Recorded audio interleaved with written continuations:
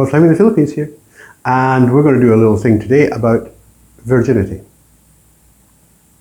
But before we do that, I have to ask you, and I will have to keep it short because I can feel my throat starting to burn up again, but we'll do our best.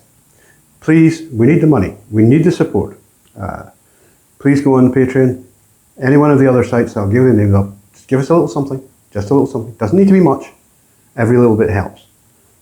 And if you want this stuff to continue, then you're going to have to stick your hand in your pocket. Because I tell you something, YouTube is a dead loss.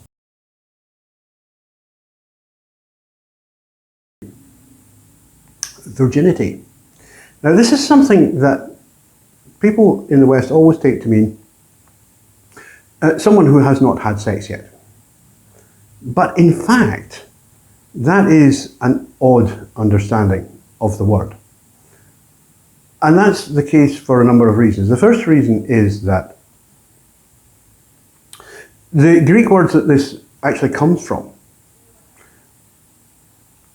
refer rather to women who haven't had their first child, right? So that's a woman who's not a mother yet. And I don't mean to be, rude or anything like that, but it's directly equivalent to what stockmen, and I used to be a stockman, would call a heifer. That is a cow that has not had a calf yet, right? So this is a young woman who has not yet had a baby. And somewhere on the line, this came to mean not yet touched by man, which is a slightly different meaning. And there are two Greek words in question here. This confusion in English actually comes from the biblical translations of the Greeks. And in fact, it's ambivalent. The Greek is ambivalent. It uses both.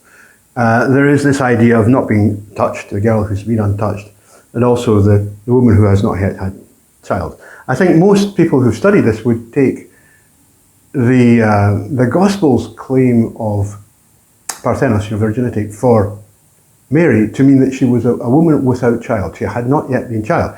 But in some sections of the scripture, it does definitely say that she was untouched by man. It's very complicated. In general, and in fact, it's worth a long video itself, just talking about that, but I don't have time today and I don't have the voice.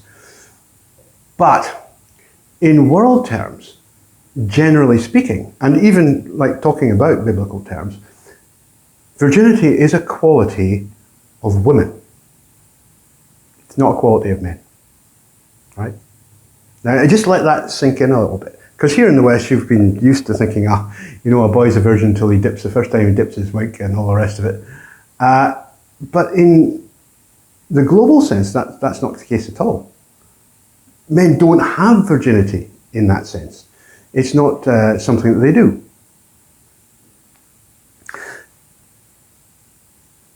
This is why, well, one of the reasons why, ladyboys, baklas, katois, warias, many others, are seen as suitable partners for men to whom they're not married, in cultures where women, young girls, are really strictly protected. And I mean really strictly. Women's virginity in the Philippines is very strictly policed, not by men, but by other women. Right? But boys' virginity, well, you should immediately see that raises an issue. Boys' virginity essentially doesn't exist. It's no such thing as a virgin boy. Because it's like, that virginity is something that is unique to the female, unique to women. So I think when you look at that, that's quite interesting. You have to ask yourself a few questions about what's going on here. And one of the things that's going on, one of the things that makes this interesting from the point of view of those of you who are interested in baklas, ladyboys, katoi and all the rest of it, is that means that baklas become, I'll just use the Filipino word for the time being, baklas become legitimate targets for men. Because they don't have a virginity to protect. Men don't have a virginity to protect. People don't care. You get out there and dip your wick as often as you like, son. It's actually a measure of masculinity. And young males are expected to do it. They're expected to do it. They're expected to put it about. That's the old phrase, sow the wild oats. But who can you sow the wild oats with if you're not allowed to touch the girls? Which you're not. You're absolutely not allowed to touch the girls. And in some cultures, Islamic culture for one, and I've been harsh on Islamic culture in other videos, but I'm not being harsh on them here. In Islamic culture, I mean, you could get yourself killed just for touching the neighbour's daughter, you know? And you could get her killed too. You know, honour killings are a serious issue. And they're all to do with the issue of female virginity. It has nothing to do with men whatsoever. So let's go back to the Philippines. You have a situation where, you know, boys are meant to be sexually active because that's what boys do.